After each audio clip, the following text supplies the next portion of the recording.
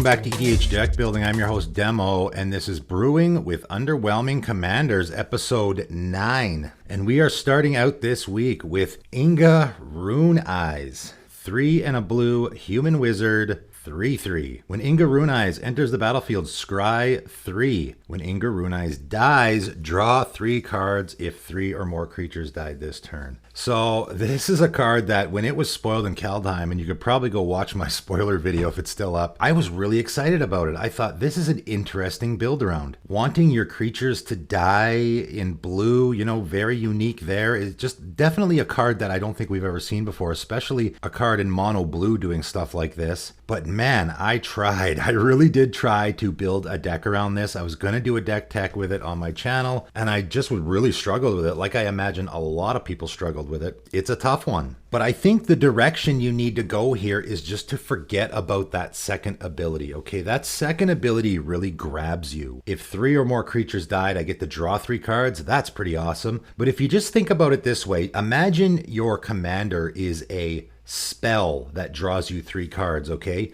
Pay 4 mana, draw 3 cards. That's pretty darn good. But then that's a one-shot. Now my commander has likely gone back to the command zone, so the next time I want to do that, that's going to add on 2 mana, so that's going to be 6 mana, draw 3 cards. Okay, that's not really that great now, right? So you see where I'm going with this. If I build this deck around, I just want to get that draw 3 cards trigger, I just don't think that's going to be very good, because you're just going to be paying an increasing amount of mana, and assuming you're purposely sacking your creatures and purposely sacking your commander, that just seems like a whole lot of work and a whole lot of value down the toilet just so that I can draw 3 cards. I don't like that. To me, that second ability, when Inga Rune-Eyes dies, you draw 3 cards, is just board wipe protection.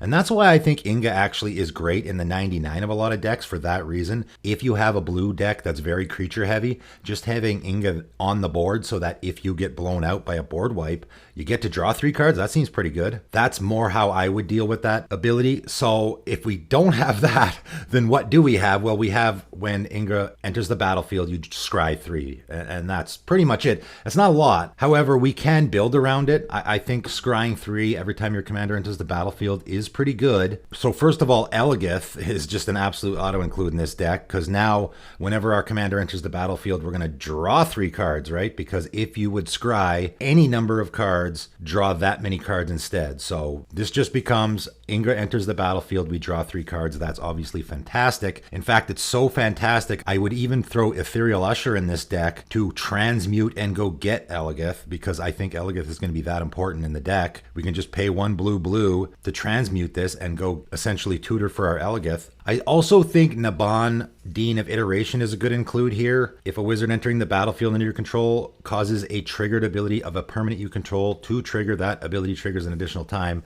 So this is just going to give us 2 triggers. Our commander has an ETB, and it's a wizard, and so now Inga will come into play, and we can scry 3, and then it'll trigger again, so we'll essentially scry 3 twice. And, you know, really, I think you could definitely sort of go a wizard tribal deck with this. Again, you probably want to be in a theme with lots of creatures, because that board wipe protection, essentially, ability that Inga has works well with that. Inga is a wizard. We have wizards, I think, that fit in the theme of what we're doing already, so you definitely could go more of a wizard tribal theme with this deck. We're going to be scrying lots, so looking at the top of your library is going to be important. I think Alrond, God of the Cosmos, is really good in this deck. 3 blue, 1/1. God, Alrond gets +1/+1 for each card in your hand, and each foretold card you own in exile. But more importantly, at the beginning of your end step, choose a card type. Then reveal the top 2 cards of your library. Put all cards revealed this way of the chosen type into your hand, and the rest on the bottom of your library in any order. So it's going to be really easy for us to be setting up the top of our library with all the scrying we're doing.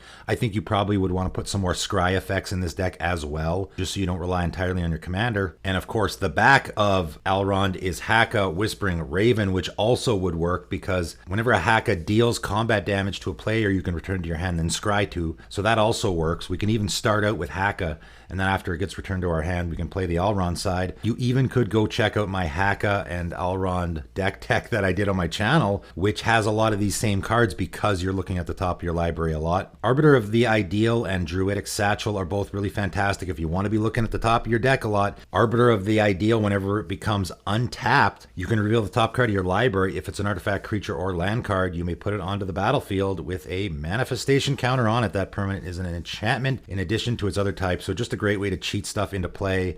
And Druidic Satchel is just a fantastic value card. You know, essentially, it's very easy to set up the top of your library so that, say, if you want a land to be put into play, you can make sure there's a land on top of your library, and if it's a land card, you can put it onto the battlefield. So that's going to be great in the deck. Precognition Field is another great one. You can look at the top card of your library at any time, and if the top card of your library is an instant or sorcery card, you can cast it. So again, if we're setting up the top of our library, it's going to be really easy to put an instant or sorcery on top that we can then cast from the top of our library. Great card advantage. Miracles obviously work fantastic as well in any deck where you are setting up the top of your library lots. Devastation Tide or Temporal Mastery are both going to be great here, and there's a few more that you could throw in the deck as well. Of course, because our commander has an ETB, Conjurer's Closet and Fast Deep Dwelling. So we can scry 3, and then on our end step, we can blink our Inga and scry again, and we can just scry 3 every turn. That's really a massive advantage for us, just digging for cards we want, and then also simultaneously putting cards on top of our library that we want to be using with some of these other effects. And since we're in a blinking theme, Amphin Mutineer, Archaeomancer, there's lots of cards there that will work as well. You know, I think you could probably, like, Archaeomancer's a wizard, so now that's going to take advantage of that Naban that we have in our deck, right? So I think you could maybe even go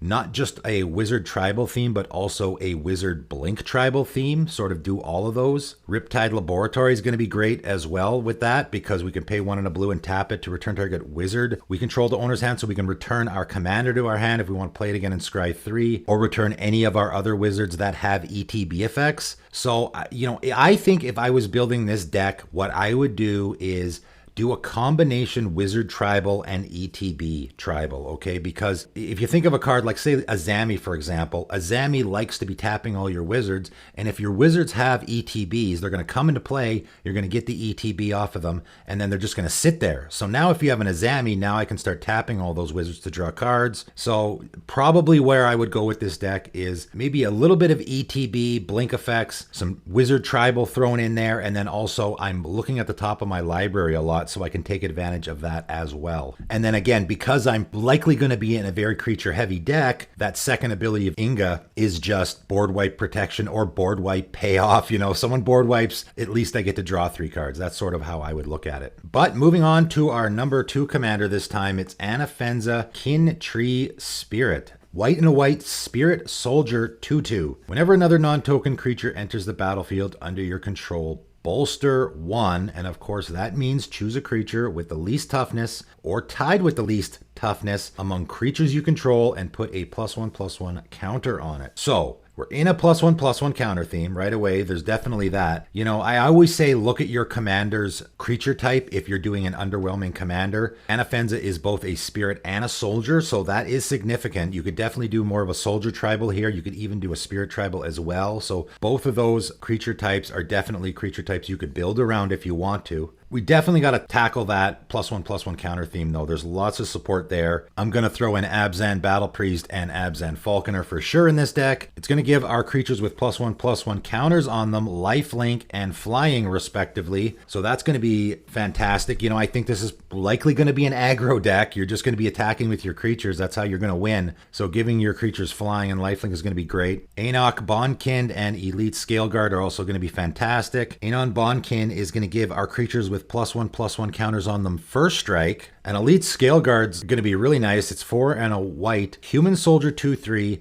When it enters the battlefield, bolster 2. So we're already doing that in this deck, so that fits great. And whenever a creature you control with a +1/+1 counter on it attacks, tap target creature defending player controls. And we're going to be in a +1/+1 counter theme. Probably all of our creatures that are attacking are going to have counters on them, so we're going to be tapping down our opponent's whole team. We're going to want cards like Basri's Solidarity in here as well, where you can just pay 1 and a white and put a +1/+1 counter on each creature we control, right? We don't want to rely entirely on our commander for that kind of stuff. We want some other effects that do it as well. High Sentinels of Arashin are also going to be fantastic in the deck. 3 and a white. Bird Soldier 3/4 with flying. It gets +1/+1 for each creature you control with a +1/+1 counter on it. So that's going to be pretty fantastic in this deck. As a flyer, if this thing even gets +3/+3, it's going to be a 6/7 flying creature. That's fantastic. But also has pay 3 and a white to put a +1/+1 counter on target creature. Can be itself or any of our other creatures. So that's going to be a great fit in the deck. Couple other great fits in this deck are Alharu, Solemn Ritualist, and Basri's Lieutenant. Both are going to care about us having creatures with +1/+1 counters on them. When Alharu enters the battlefield, you're going to put a +1/+1 counter on each of up to 2 other target creatures. And whenever a non-token creature we control dies with a +1/+1 counter on it, we get that 1/1 white spirit creature token with flying. So that's going to be great. It's sort of like board wipe protection where, yes, we're in a creature heavy deck.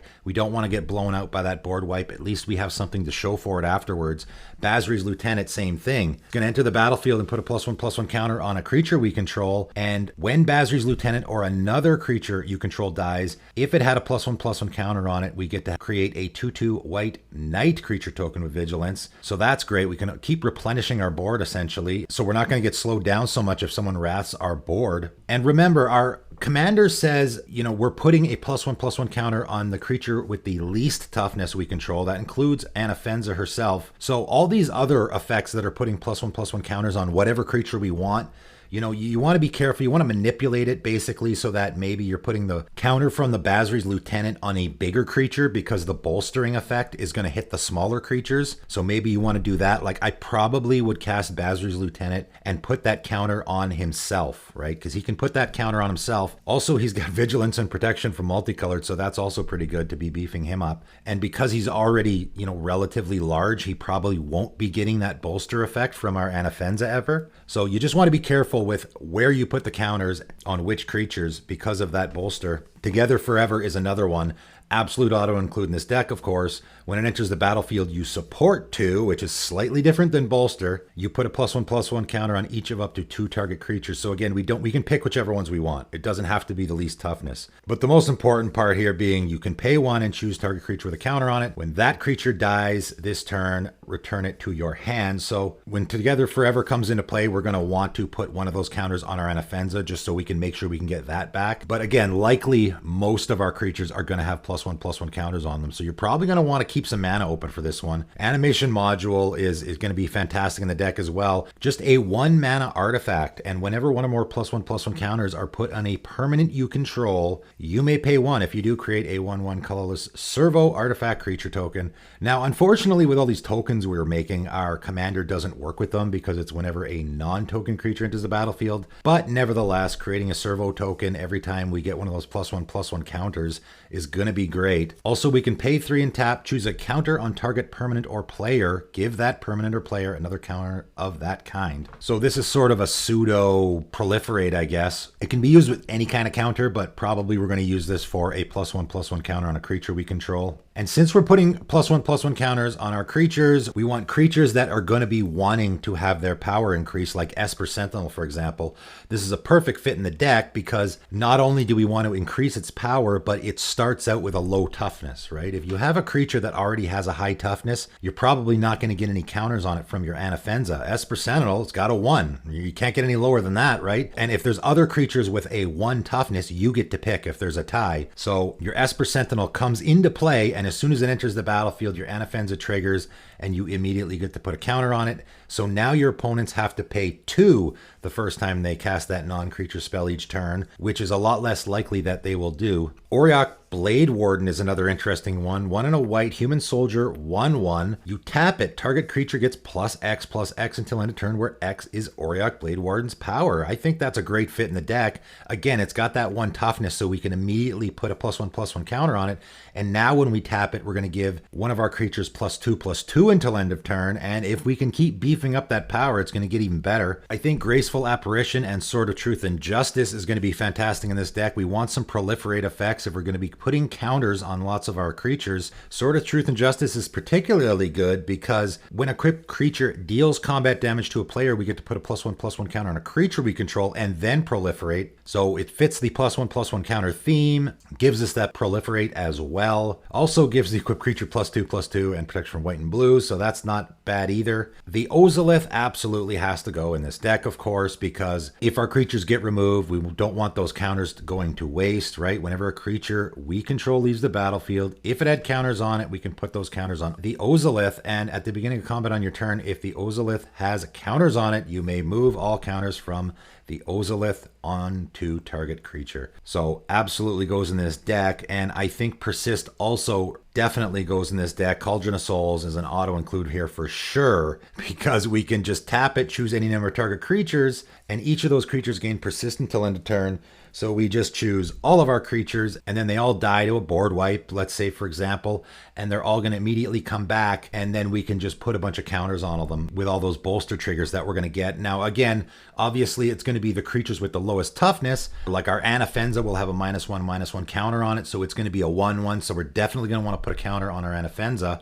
And then, of course, as usual, the -1/-1 and the +1/+1 counters cancel each other out and actually get removed. They essentially disappear into nothingness so that you can continue to use that Cauldron of Souls ability over and over and over again. And I thought Antler Skulkin works in the deck. 5 mana, artifact creature, Scarecrow, 3/3. Pay 2, target white creature gains Persist until end of turn. That's it. So we're in a mono white deck here. Being able to give any of our white creatures Persist, I think, works pretty good in this deck. So that is Anafenza, Kin Tree Spirit. Some ideas for you to run with there if you're thinking of building this deck. But moving on to our winner for this week, and again, this one was an absolute blowout. It was Sisters of Stone Death, and it won by a country mile. So obviously people wanted to see this one. And again, how many people actually want to build this deck and want ideas? Or how many people just want to see what I'll do with it? I don't know. Nevertheless, this is what you guys voted for, so this is what you're getting. Sisters of Stone Death, 4 black, black, green, green, so 8 mana. That's pricey. It is a Gorgon, and it is a 7/5, so already a really big creature, so that definitely plays into the cost, but has some really powerful abilities. So you can pay 1 green. Target creature blocks Sisters of Stone Death this turn if able. So already that's a fantastic ability to build around in a deck. But it gets even better. You can pay black and a green. Exile target creature blocking or blocked by Sisters of Stone Death. That's really powerful. But even better, 2 and a black, you can put a creature card exiled with Sisters of Stone Death onto the battlefield under your control. So obviously, ideally what you want to do here is I pay a green mana, pick a creature of my opponent's that I want, I force it to block, I attack. When it blocks, I can pay green and a black and exile it. And of course, the damage is not dealt yet, right? You don't have to worry about that part. It can be an Avacyn sitting there, and you want that Avacyn. And when they block, before damage is declared, you can exile it so your Sisters of Stone Death doesn't die. And then you can follow up by paying 2 and a black to put that Avacyn into play under your control. So a total of 6 mana, 2 and 2 black and 2 green. To steal an opponent's creature and put it into play under your control. That's very mana intensive.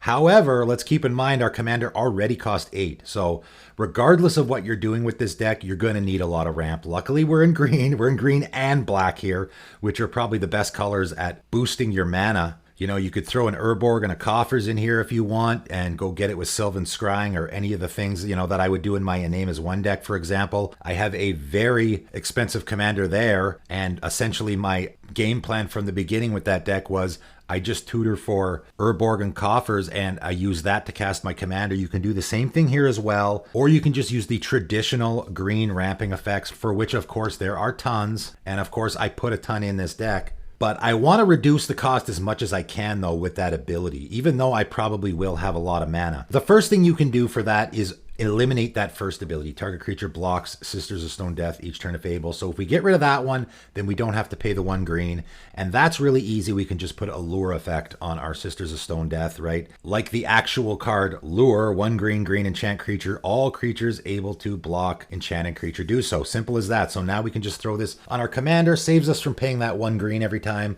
we attack with it. And maybe we can exile several creatures, right? This second ability of exiling a creature blocking blocking Sisters of Stone Death, that can be 2, 3, 4 creatures, right? So now I can pay 6 mana and exile 3 creatures blocking my Sisters of Stone Death if I want to. Nemesis Mask is another way we can do this. I'm just trying to save on mana here, so we're attacking every turn, and I don't always have to be using all my mana on my commander's ability. Destined to Lead is also another perfect fit in this deck for the same reason. Again, the aftermath part there says all creatures able to block target creature this turn do so. That works in the deck great, but maybe even more importantly is the first part, Destined, target creature gets +1/+0 and gains indestructible in a turn. So what you can do is give it indestructible, then cast the aftermath part from your graveyard and make all their creatures block it and use it sort of as a pseudo board wipe. But I just like the fact that we can cast the Destined part and make our commander indestructible in case someone's about to remove it. It is really, really important, I think, in this deck to keep your commander on the table once you get it there. Not only because it is incredibly expensive and we don't want to be recasting it all the time, but that last ability of pay 2 and a black, put a creature card exiled with Sisters of Stone Death onto the battlefield under your control, that is not usable if our commander gets removed, okay? If we exile a bunch of creatures with our commander and then it gets removed and we have to cast it again,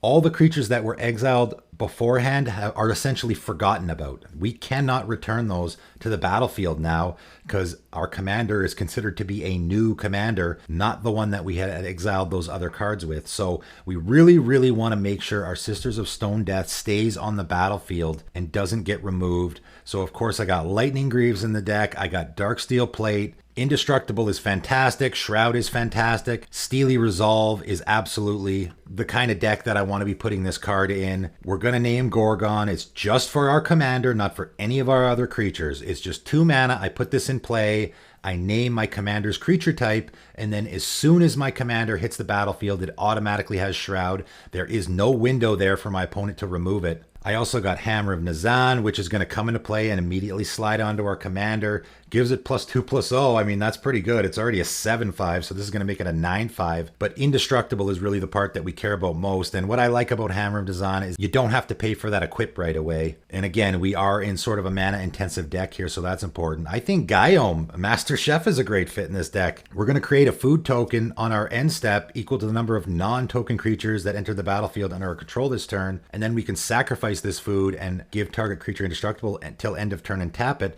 So this is just a way to protect our commander or any of our other creatures. You know, like I said in my Gaiome quick brew that I did, I thought Gaiome, the way I would build that deck is I just have a lot of creatures that I don't want my opponents touching. They come into play, they make a food token, and then I can make them indestructible so that they don't get removed. So I think that is a fantastic fit in the deck. I also have Blossoming Defense. I also have Heroic Intervention, of course. We want as many of those effects as possible. We do not want our commander getting removed. So Hexproof, Shroud, Indestructible, as much of those effects as we can. I also thought, you know, our commander's a 7/5. That's no joke. That's big, you know, and of course 7 is that magic number in Commander where now I can attack 3 times with my commander to kill my opponents. And I guess that's probably how you're going to win with this deck. I mean, you're going to win with this deck by attacking. I mean, there is no other way that I put in this deck other than I just attack with my commander or I attack with the creatures that I've stolen from my opponents. Also, another important thing of note here is that you can exile a creature blocking or blocked by Sisters of Stone Death. So it's also the creatures that are attacking us. We can now block with our Sisters of Stone Death and exile those creatures as well. So if we give our commander vigilance, then our opponents aren't going to want to be attacking us either. So we throw equipment in here like Sword of Vengeance, which is going to give our commander +2/+0 and first strike, vigilance, trample. The first strike is also fantastic with a commander that has really big power. Also gives it haste, but the most important part here is the vigilance and the trample. Now, why are those two abilities so important with our commander? Well, the vigilance, obviously, because now we can be attacking, forcing those blocks, exiling our opponent's creatures, and our commander is still up as a blocker. So now our opponents can't attack us with anything, or we're going to exile that stuff as well. The trample is really important because now our opponents block, we can exile the creatures blocking, and because they've been removed from combat, we're going to trample over all that damage. If you block a creature and then remove that creature from combat, the creature is still considered blocked, so it's not going to do any damage to that player unless it has trample. If that creature is removed and it doesn't absorb any of the damage from the player, now all of that damage is going to be trampled over. So if our commander has a sort of vengeance on it, we can exile a bunch of our opponent's blocking creatures and then trample over for 9 damage. So that's going to be great in the deck. I got Forebear's Blade and Haunted Cloak as well. Both of them going to be giving our commander Vigilance and Trample. But maybe the best equipment in this deck is Infiltration Lens. Just a really fantastic card. 1 mana artifact, equipment. Whenever equipped creature becomes blocked by a creature, you may draw 2 cards. I mean, there's going to be a whole lot of that going on, right? In fact, what we can even just do is put this on our commander and just pay 1 green mana, and we're going to be drawing 2 cards every time, right? We just pay 2 mana, force someone to block our commander, and now we get to draw 2 cards. We're going to be forcing blocks like crazy in this deck, so it's going to be just a fantastic fit. You know, I really think the only drawback of this commander is the casting cost. This is a really powerful combination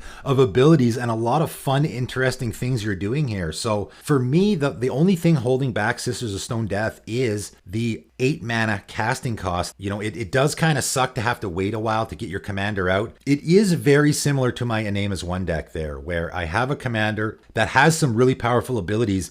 The only thing really holding it back is that incredible casting cost. So I built this deck in sort of a similar way, where I'm getting out lots of lands and stuff to make sure I can cast my commander. We also have a mana intensive group of abilities there too, so we want to make sure we have lots of mana so that we can be using those abilities as much as we can. And of course, we want to make sure that commander stays on the battlefield. We don't want to be casting it all the time. So that is Sisters of Stone Death, and the deck list for this one is in the description below as usual. And of course, the poll for the next video in the Underwhelming Commanders series is in the description below as well. Make sure you go vote on which commanders you want to see me talk about in the next video. The most voted commander, of course, always gets a deck list. And also in the description below is my Patreon link. Give it a click if you want to join my Patreon. I do deck techs on there. I do deck doctors on there. So you can join in on all my extra content on my Patreon, or if you want to just help support the channel. And I'll give a shout out to all my current patrons